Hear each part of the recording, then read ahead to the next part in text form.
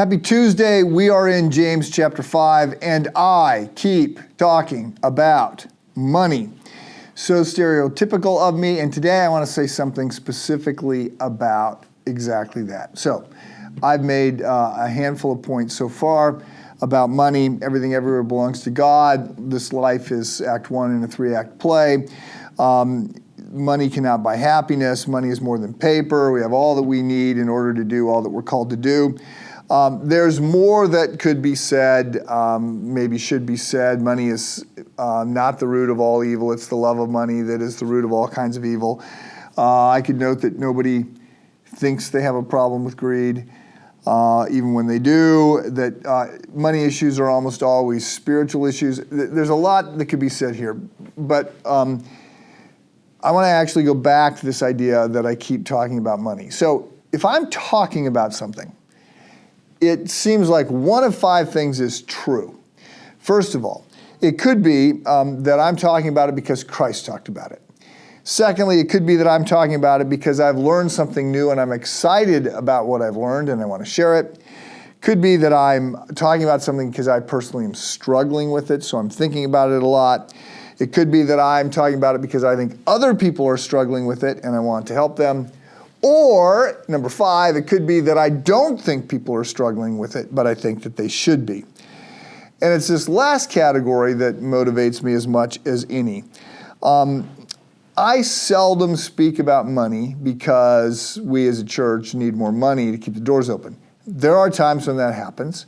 And when it does, I just sort of say, hey, we're, falling behind. We've got a budget, it's public, we sort of keep everybody posted on how we're doing in terms of income and expenses, and lots of people look at that, and so we try to be fairly conservative, so there's not a lot of times that I have to say, we've got a cash flow issue, we need help.